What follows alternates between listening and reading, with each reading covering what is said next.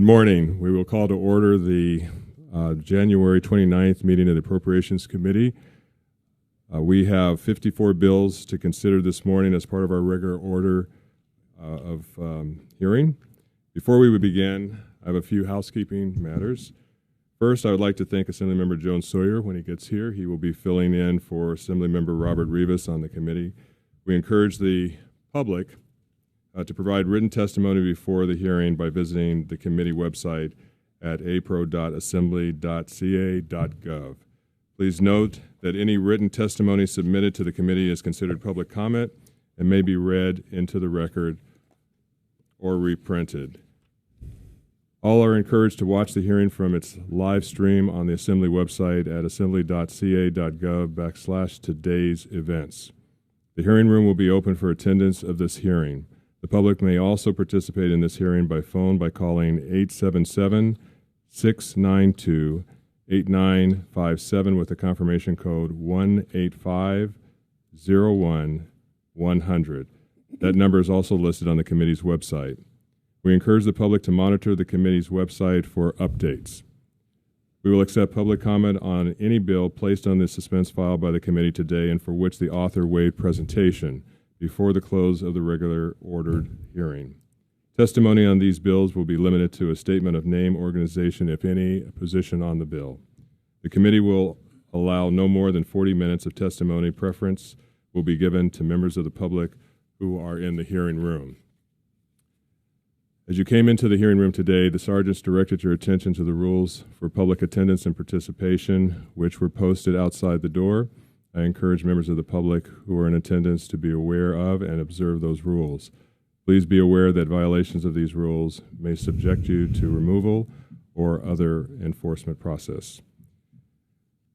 And so we will begin this morning's hearing, noticing that we are short of a quorum at this point, to hear our first bill that is being presented, and that would be Senator Allen's SB 54.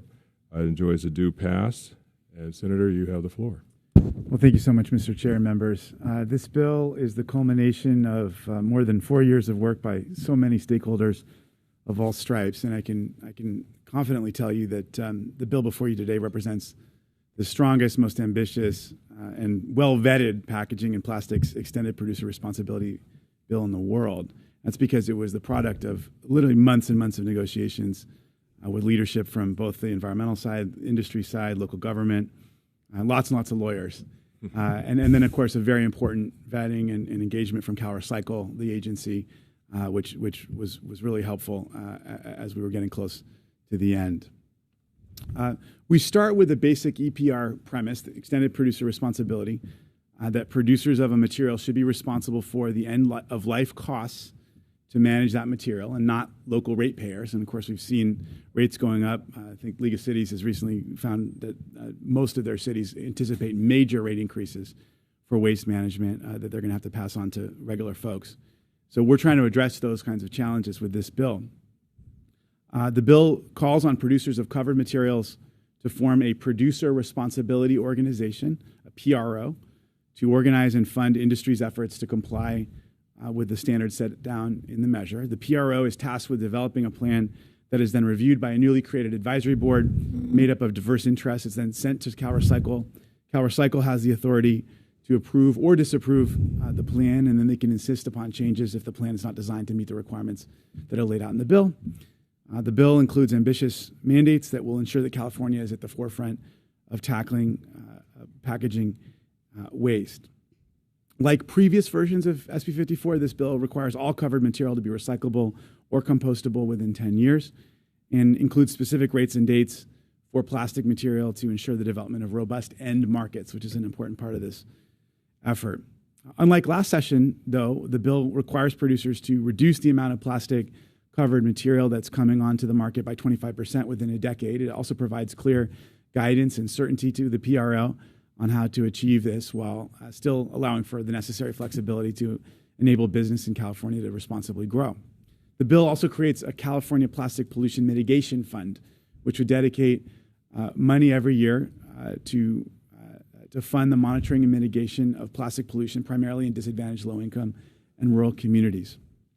When the Senate voted to move SB 54 to this House earlier this year, I committed to only bringing forth a bill that was flexible enough to address concerns raised by industry, but strong enough to win the support of the environmental and business groups backing a statewide ballot initiative.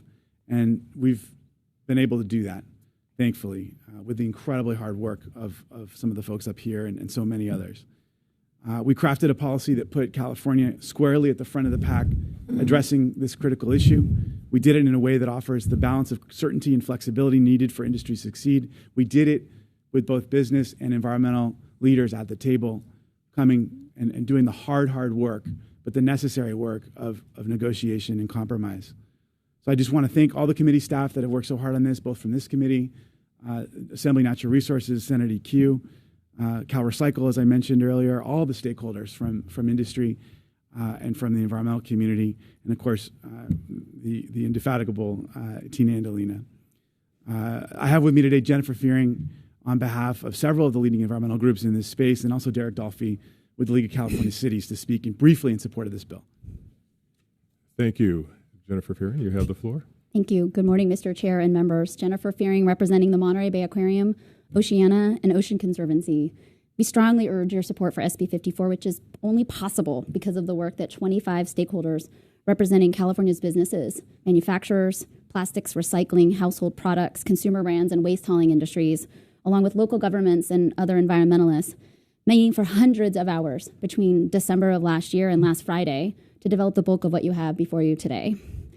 California has a responsibility to lead on solutions to address the growing global plastic pollution crisis that is choking our beaches, oceans, rivers, streams, parks, and communities. Microplastics are showing up in newborn babies' bodies. We need bold and comprehensive action now. Our group convened with purpose and a resolve to find a path that worked for all parties. From the outset, we agreed that our aspiration was that every stakeholder find a way to support the final bill. That's because 3 years of similar efforts have produced bills that could not garner sufficient legislative support. Frustrated, some of us headed the direct democracy route, ultimately qualifying a citizens' initiative that's set for this November's ballot. But the uncertainty and the expense of ballot campaigns motivated our collective work. And my clients were joined by the Nature Conservancy and the National Stewardship Action Council at the negotiation table. We were all women, by the way, and pushed for the strongest environmental policy and mitigation funding. And I am able to testify in strong support of SB 54 today because it achieves our goals and does so with industry and local government leaning in. And let me just say that no one believes that there are not hard times ahead. Implementing SB 54 will be an enormous undertaking, particularly for thousands of businesses, for Cal Recycle, and for environmental protection organizations and environmental justice advocates who will be working to ensure that this effort to reduce, reuse, and recycle plastics and other packaging materials lives up to our expectations and does not result in disproportionate harm to communities that already bear the brunt of our other policy and investment choices. But because of the commitment of many dedicated public servants and advocates, the legislature is poised to act on a problem that 2/3 of Californians consistently say they are concerned about. And you are on the verge of making California the state with the strongest, most protective laws, programs, and investments aimed at tackling plastics, packaging, waste, and pollution. Therefore, we respectfully ask your aye vote. Thank you. Derek Dolphy. Aye. Good morning, Chair Holden and members. Derek Dolphy on behalf of the League of California Cities. We, too, are happy to be here in support of SB 54, and it's been a long road for local governments and for all the stakeholders and the senator to get here, but we've been with the senator every step of the way since the bill was introduced in 2019. I do want to say that cities across California have seen the cost of recycling increase, and once reliable recyclable markets no longer exist. This, coupled with the fact that local governments have little to no control over the products that will be introduced in the marketplace, but were ultimately held responsible for their management and disposal.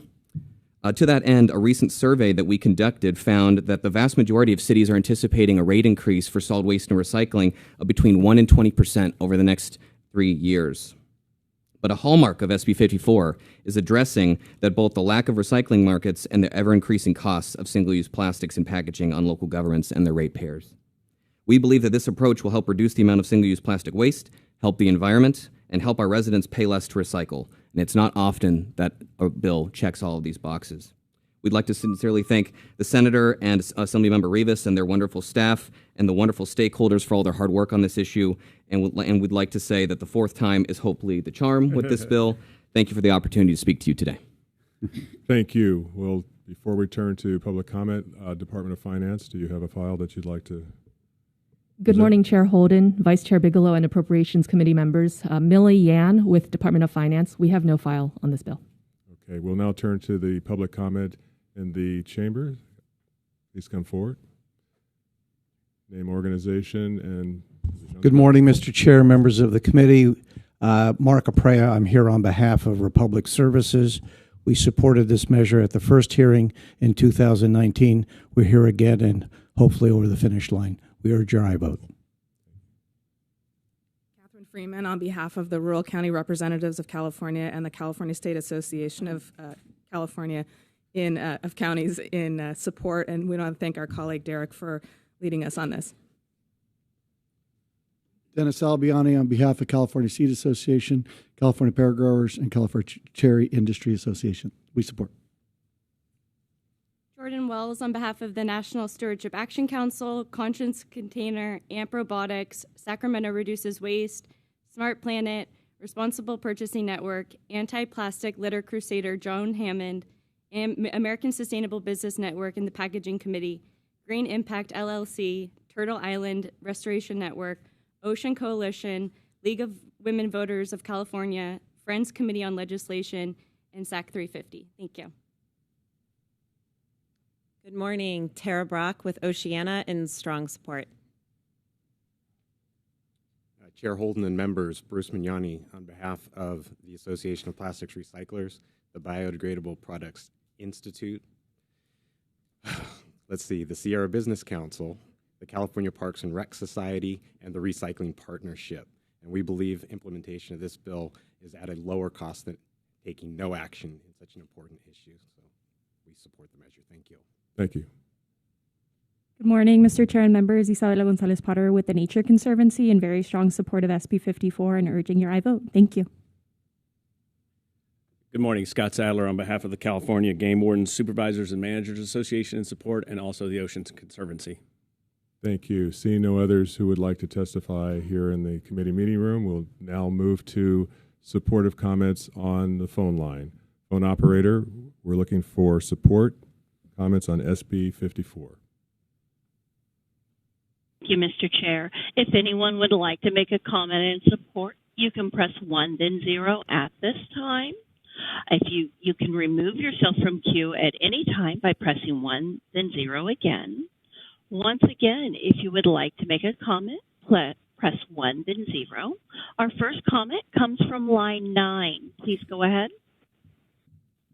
Good morning. This is Gail Dillahant with Western Growers Association, and we are in support. Thank you very much. Our next comment comes from line 21. Please go ahead.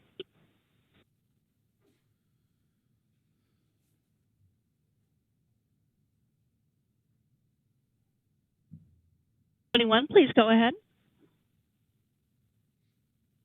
Can you hear me? Yes, we can. Hi, Nicole Kurian with Californians Against Waste in support. Thank you. Next, we have line 20. Please go ahead. This is Janet Cox for 350 Silicon Valley and 350 Humboldt in strong support. Thanks. And we have one more that just came in. Just a moment for us to give them their number. All right, next we have line 23. Please go ahead. Hi, this is Louis Brown on behalf of the California Strawberry Commission in support of the bill. Thank you. Mr. Chair, at this time we have nobody else in comments. Thank you. We'll come back to the committee room. Is there anyone here to speak in opposition? Seeing none, phone operator will turn to you. Opposition on SB 54. Ladies and gentlemen, if you would like to speak in opposition, please press 1 then 0 at this time.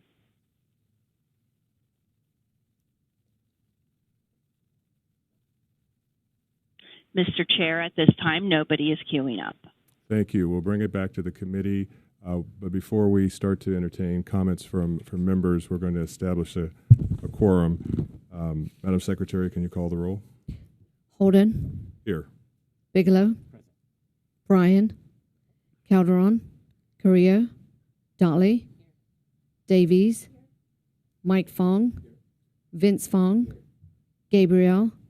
Eduardo Garcia. Levine. Quirk. Here. Joan Sawyer. Weber. Wilson. Quorum being established, we'll turn to the committee. I think before I turn to you, Dr. Quirk, the vice chair had noticed us early that he wanted to make an early statement. So turn to you now, Mr. Bigelow. Thank you, Mr. Chair. I appreciate it.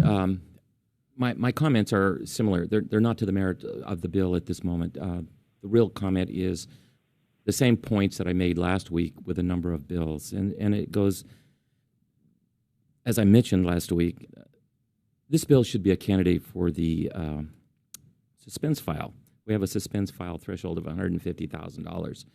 And the purpose of the suspense file is to provide additional review and consideration of costly bills in the context of all other bills that have significant costs as well.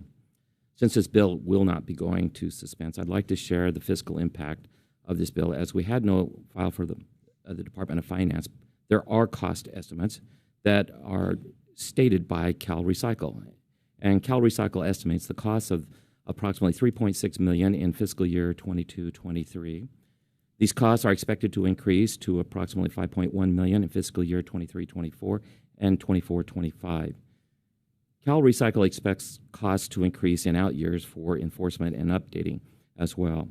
In addition, Cal Recycle estimates costs of in excess of $1 million for fiscal year 22-23 and in excess of $1 million in 24-25 to develop a waste characterization studies. I just put that on the record, and I just, for the purpose of using this moment, to recognize that it isn't just our Assembly Committee, GO, that has a threshold, it is also the Senate. And from time to time, we've learned in last week and this week, and maybe a couple of times in the past, that from time to time, we need to take extraordinary actions that pull something from the normal suspense activity, and we need to have a policy in place.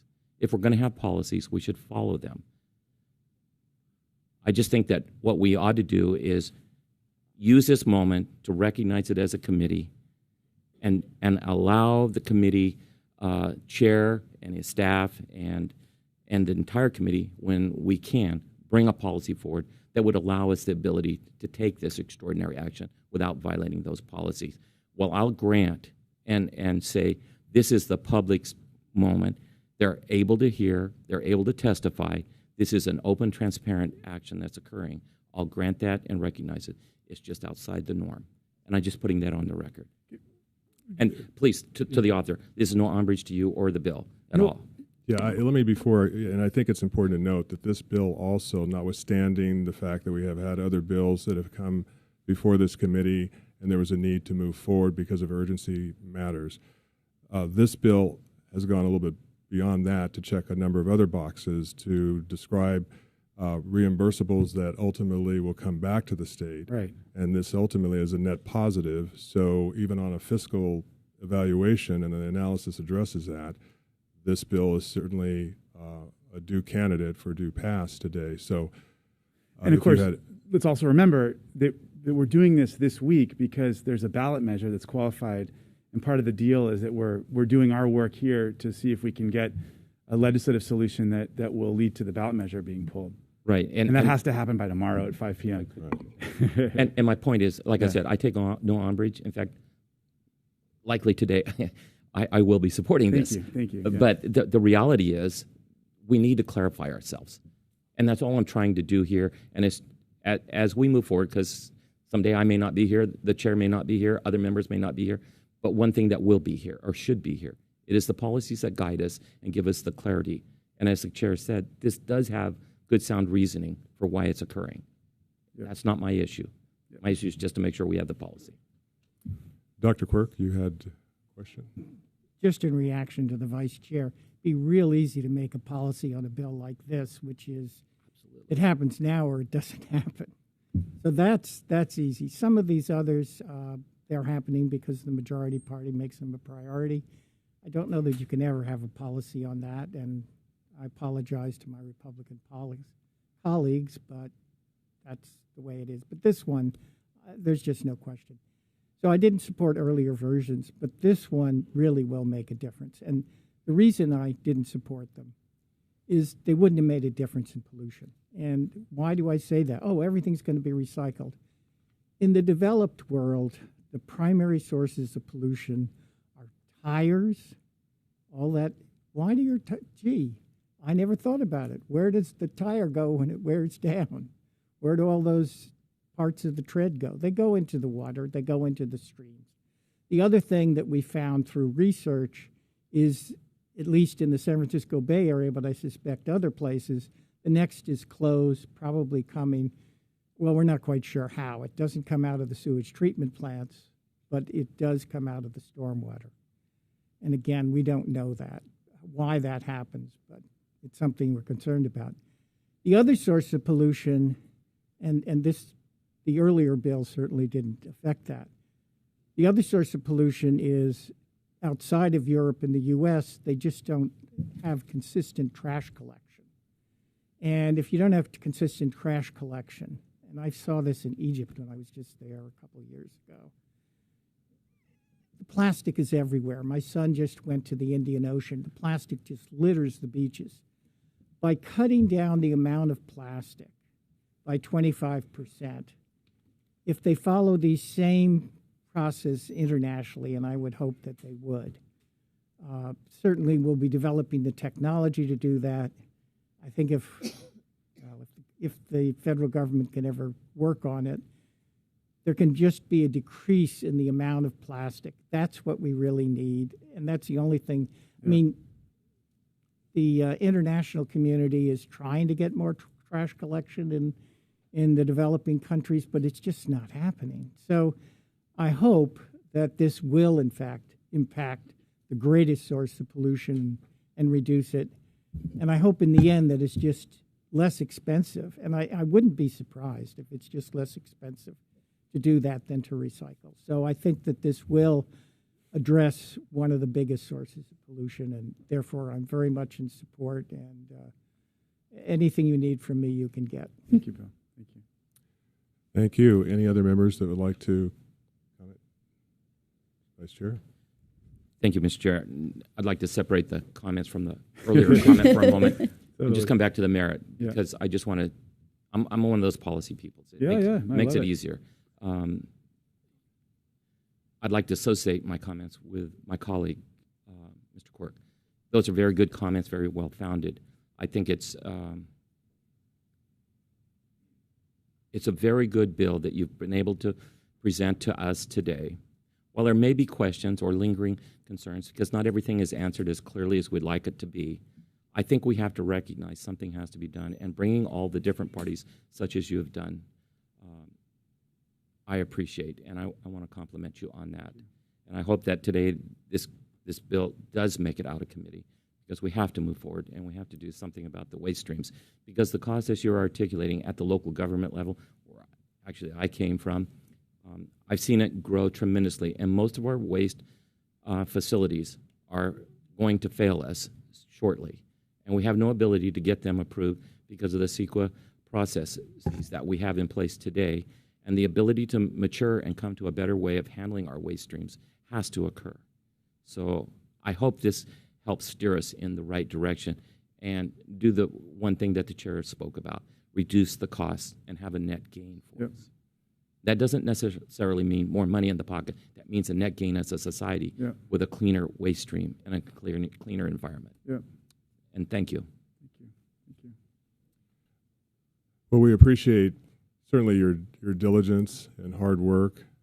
This is probably a model of how to collaborate and bring together a variety of interests and for common good. And I certainly do support the bill before us today. It enjoys a due pass. We'll entertain a motion if there's a motion. Okay, it's been moved and seconded. And I'll give you an opportunity for close.